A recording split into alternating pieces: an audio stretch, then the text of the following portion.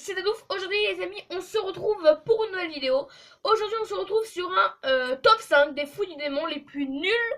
Alors nous allons parler aujourd'hui de One Piece, parce que les fruits du démon, One Piece, t'as compris. Donc le premier top que j'ai fait vous avez bien plu. Du coup je me suis dit pourquoi pas en faire un deuxième, toujours sur le thème, le thème d'un manga. Et du coup, on va commencer maintenant. Alors, bien évidemment, je veux parler aux gens qui commencent à regarder One Piece ou qui vont commencer One Piece euh, de couper cette vidéo, en fait, de partir, car il y aura des moments de l'histoire qui vont être dévoilés, ainsi que des fruits du démon et des personnages. Et je trouve ça con d'être spoilé si vous commencez One Piece ou si vous n'avez pas encore fini le manga. Alors, je te laisse 5 secondes, mon ami, pour partir de cette vidéo. Mais évidemment, tu pourras revenir quand tu auras fini One Piece.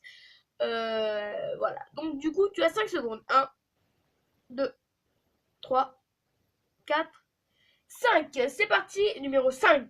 Le Sube Nomi ou le fruit du glisse-glisse, mangé par Alvida. Ce fruit donne à son utilisateur le pouvoir d'avoir une peau très lisse et donc très glissante à son contact. Même si ce pouvoir peut être efficace contre les balles, les coups de sabre et les hommes qui touchent Alvida, ce n'est pas le fruit que vous rêveriez d'avoir entre nous contre un loup-gars par exemple. Numéro 4. Bala Bala Nomi, ou le fruit de la fragmentation, mangé par Baggy le clown, permettant à son utilisateur de fragmenter son corps en plein de petits morceaux afin de parer les attaques de l'ennemi. Ce pouvoir, je pense, serait beaucoup moins étrange si le détenteur ne serait pas le perso quand même le plus ridicule du manga. Numéro 3. Awa Awanomi, ou le fruit des bulles mangé par une des membres du CP9, bien évidemment Khalifa, à Enies Lobby, permettant à son utilisateur de produire des bulles de savon qui nettoient tout et qui peuvent également vider les victimes de leur énergie. Ceux qui sont touchés par ce pouvoir deviennent tout lisses et ils prennent une apparence très bizarre, leur donnant un look de perso cartoon. Ce fruit du démon est complètement pourri. Numéro 2. Bane Bane Nomi, ou le fruit du ressort, mangé par Bellamy, qui permet de transformer des parties de son corps euh, en ressort qui servent à rebondir en allant à une vitesse folle. Mais ne rêvez pas, hein, ce fruit est totalement pourri. Pour l'attaquer, Luffy n'a pas besoin de bouger, comme on a pu le voir à Jaya. Numéro 1.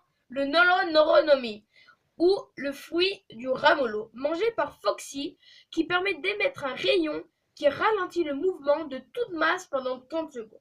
Là, vous me dites, mais Dadouf, ce fruit a l'air super. Oui, oui, surtout quand on sait que le rayon peut être réfléchi par un miroir, et bien sûr, l'utilisateur n'est pas immunisé contre son pouvoir. Vous avez changé d'avis? Voilà, c'est mieux. Alors, voilà les amis, c'est déjà la fin de cette vidéo. J'espère qu'elle vous a plu. En tout cas, moi, je me suis bien éclatée à la tournée. N'hésite pas à t'abonner et à liker si tu as bien aimé la vidéo. Et dis-moi en commentaire quel est le fruit pour toi le plus nul. Alors, bien évidemment, s'il vous plaît, ne mettez pas de spoil, s'il vous plaît, dans les commentaires. Bah, parce que pour éviter, je trouve ça con et pour éviter que d'autres personnes, en lisant les commentaires, bah, soient spoilées, même si normalement ils ont dû quitter la vidéo au début, mais pas de spoil. Et sinon, bah, votre commentaire sera supprimé, bien évidemment, et voire banni par l'équipe de modération, par l'équipe de modérateurs qui apparaît dans la description et juste maintenant. Et voilà les amis, c'est la fin de cette vidéo. Moi je vous dis à bientôt pour une nouvelle vidéo. C'était Dadouf. Ciao.